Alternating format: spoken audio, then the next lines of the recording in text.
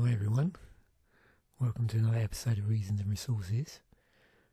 In this video we're looking at Perl. I do love doing these. These are really good doing this series because it acts as a second brain, so to speak. So it also gives me a way of gathering together, collating various bits of information about different languages. So yeah, I use these as well, and of course I've got all of my links for this as well saved off, so I can always revisit stuff. Anyway, let's actually dive into Perl. So I was just trying to think, actually, like I've dabbled with a bit of Perl, and as I think about the context in which I learnt Perl, the reasons why I learnt it, I think there were three distinct balances, if that's a word that I can use here. But there were three times in my sort of programming explorations over the years where I've explored Perl a little bit.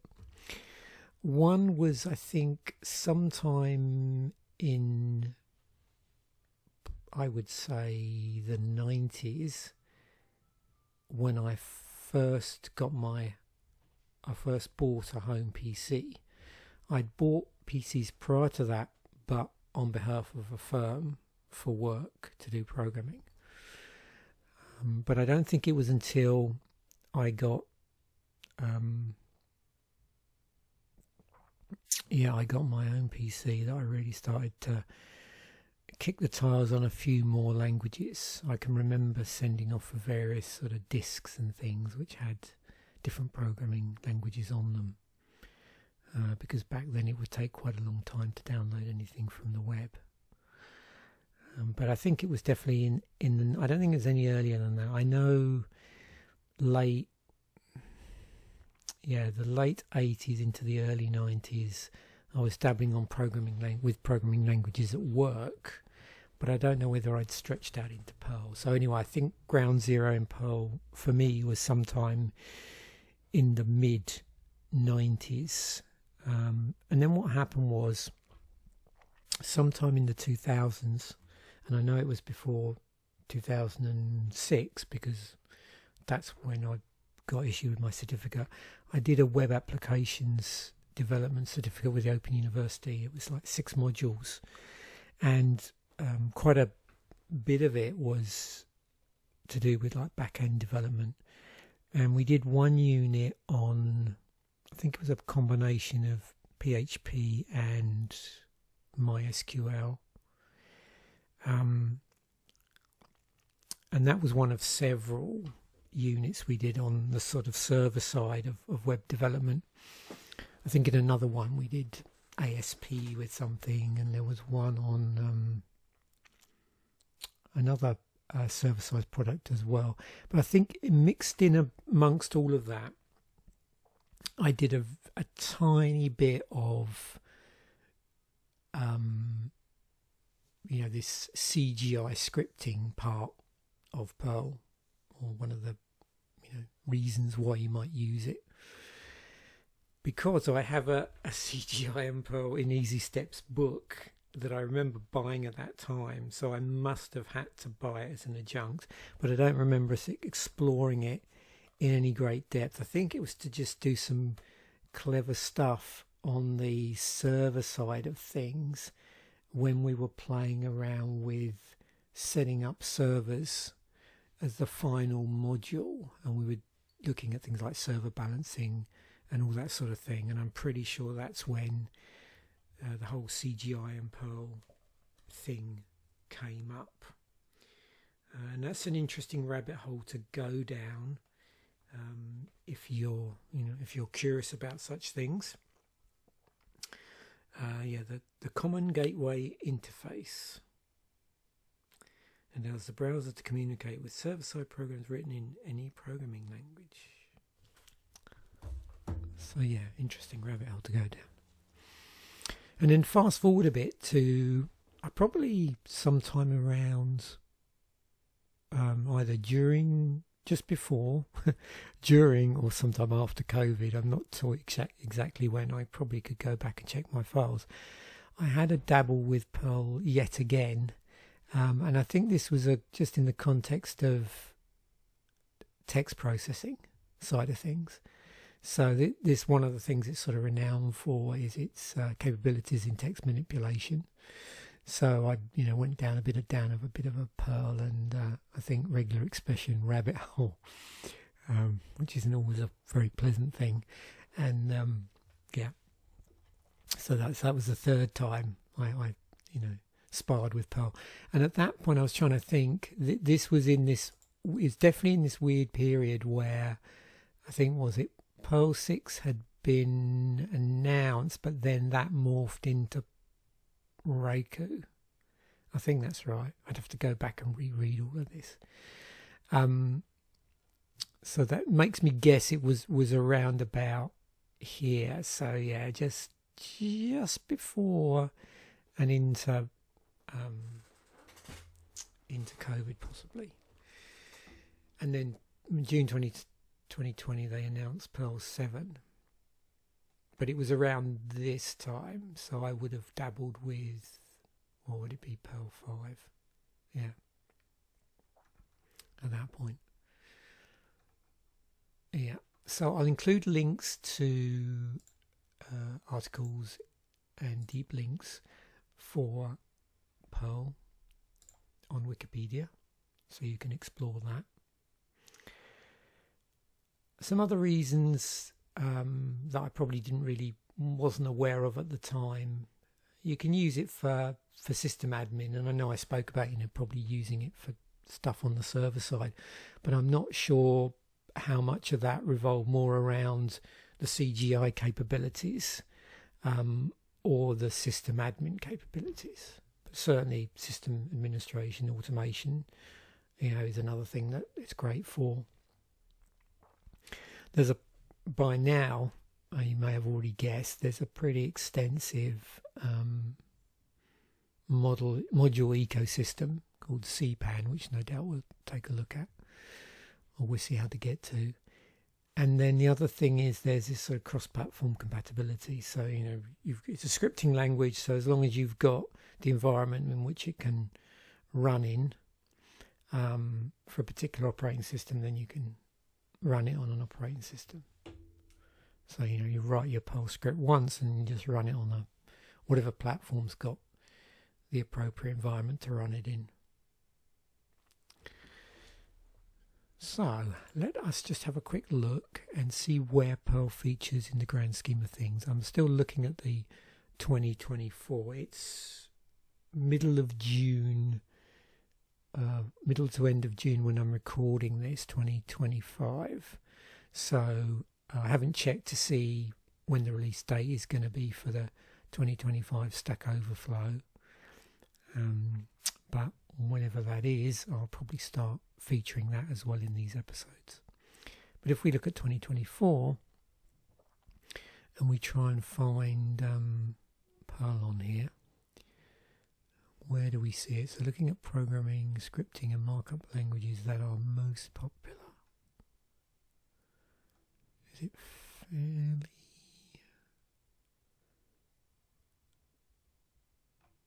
Oh, there it is. So below Scala, but above Objective-C and Alexia, yeah, not Alexa, Alexia. Admired and desired.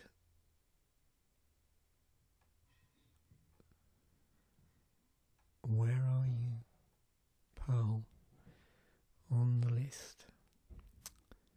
Oh, there we go. So 1.5% desired, 30.5% admired,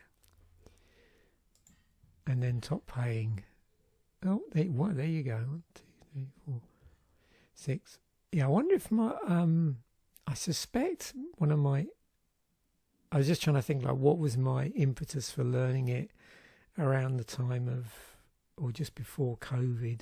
And it was probably because it started bouncing up this list at some point. So it's what, 1, 2, 3, 4, 5, 6 from the top here. So it'd be interesting to see where that goes next year. As I think you know, I keep a spreadsheet for, I can't remember how many the last so many years of this survey.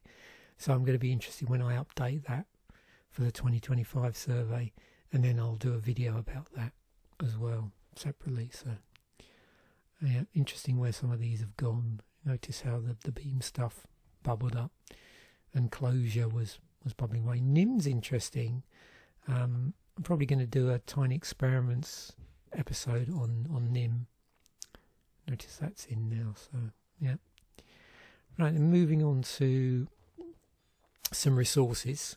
So we have Perl.org, so great starting point, lots of learning, community, docs, all the good stuff. There's the link to CPAN, the Comprehensive Perl Archive Network, and also we've got some information about Reiku, the Perl Foundation. Then we move on to Perl Doc. So this is actually the Perl 5 documentation. Okay, the Perl Doc browser, and we can look at different versions in here. 5 in there. Then we've got the Perl and Reiku Foundation as well. So you can dabble in there. And then we have this, which is, I believe it's called something like is this the Perl Monk? Yeah, the Perl Monk community, perlmonks.org. So the online community, very old school looking as well. I can remember, back in the day, going way back, earlier days of HTML. Yeah, this is generally what your websites looked a little bit like. Yeah, so always makes me smile when I see them in this sort of style.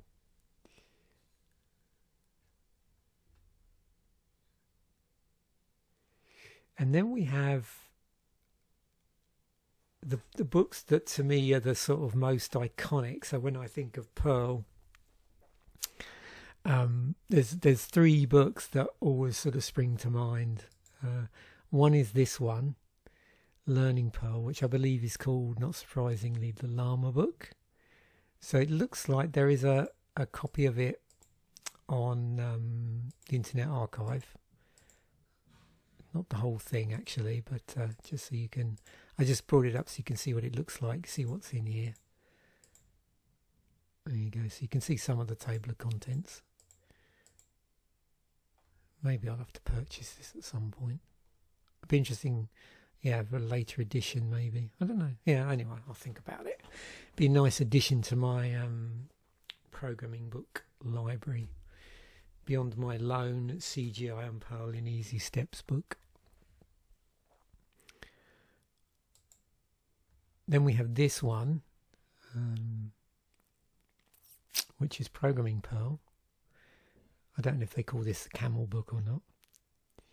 And then we have one of these. I had a few of these, not this one, but these in a nutshell. I don't know whether I see them so much. It'd be interesting if they've carried on with this series. So there is a Perl in a nutshell. And these were always good, I found, in back when I was sort of exclusively buying, I think, O'Reilly books for quite a long period of time when I was doing my web applications development course. I'd often buy, one of these in combination with, say, this. Yeah. That was a good 1-2 combination. So there is a free Code Camp Perl programming course for beginners. Also, Tutorials Point have a Perl tutorial as well. They're doing this based on 5.162, just for reference. So if I look back at Perl docs, yeah, so fairly out of date, but if you're learning the basics of Perl, you can sort of work your way through. And sometimes it's interesting because I remember one time I was like trying to learn Scala, and it was quite interesting because I had some quite old training materials, but I actually found it quite useful because I could actually see the progress of the language, and it forced me to sort of learn the diversity of a code base that might be out there. I actually think there is a value in, obviously learn the most recent implementation of the language, but I think there is value in going back and seeing the earlier versions, because if, like me, you've ever had to work as a sort of troubleshooter more, where one of the firms I worked for, we often went in and did coding mods for accounting systems on systems that had previously been messed up by somebody else. And what was interesting is although it was the same accounting package, the amount of different versions of it that people were running was incredible. And so, you got to see different ways of thinking. Not always the case with that sort of programming, but you'll get to see where an aspect of the language has been deprecated and then something else has come in. So definitely, if you're learning a language where there's quite a diverse sort of coding base out there, it's definitely worthwhile learning the sort of course of the deprecations and all the other things in the language. But always try to learn the most recent one, or the one that's used most in whatever industry you're going to be practicing your art, because I do accept that certain domains, certain organizations often will stick to a certain version of a particular programming language for extended periods of time. Got a few interesting interviews. There's a number here with Larry Wall, always very watchable. So there was ones that he did for Big Think, so why Perl is like a human language. These are nice because they're about 5-6 minutes long, so if you don't like over long videos, then these are great for you. Although my videos are normally over long, so what are you doing here? Anyway, no, it's always good when people check my videos out. But yeah, if you like your videos short and snappy, then this sort of thing's very good. 6-minute one here. 5 programming languages everyone should know. Yeah, that was a cool one he did. And then computer programming in 5 minutes. Yeah. And then finally, you could always finish off with a slightly longer one. So there's a 57-minute 16-year-old Google Tech Talk. Someone's put really looking forward to Perl 7 there. That's funny.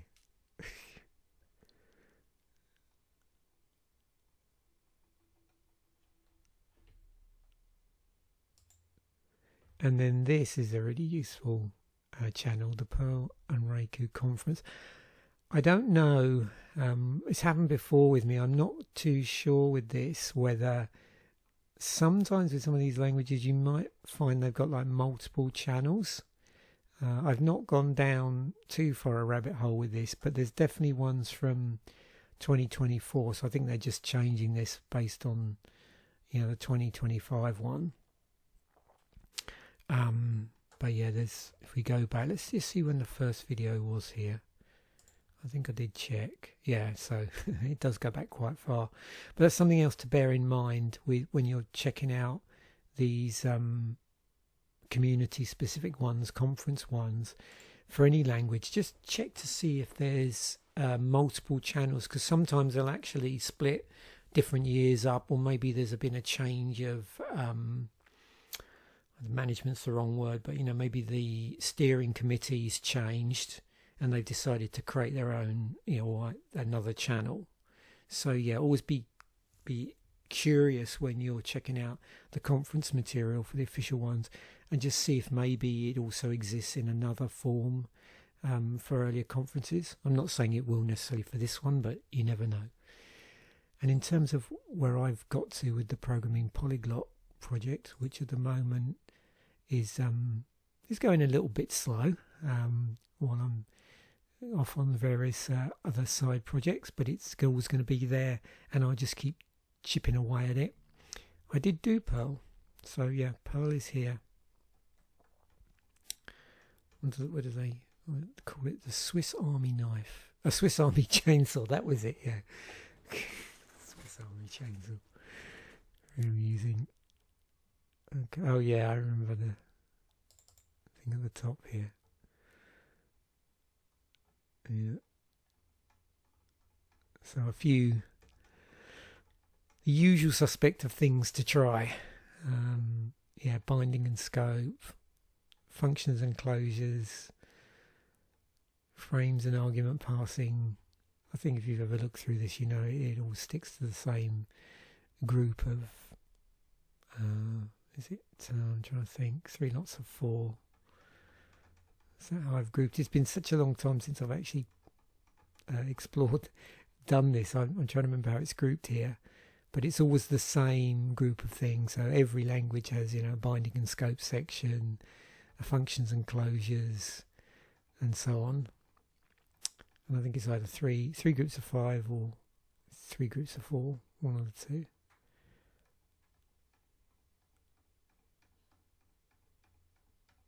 At least that's how I, it's just one continuous stream here, but I'm thinking about, like, when I put it together, how I sort of break it down between breaks. So often, I don't know if anybody does the same thing, but when I'm working on a project, I find it difficult to sit down in a single thing, just because I have a little bit of a problem with my back and various other things. So I sort of will do a chunk of work, and then I'll go off and make a cup of tea and then come back. But I like everything to be organised, so I tend to sort of chunk things up in logical, countable amounts that are the same. Yeah, because I'm me. Anyway, hopefully you've enjoyed this and it's inspired you to take a look at Perl. Thanks once again for watching. Bye for now, and I will catch you in a future episode.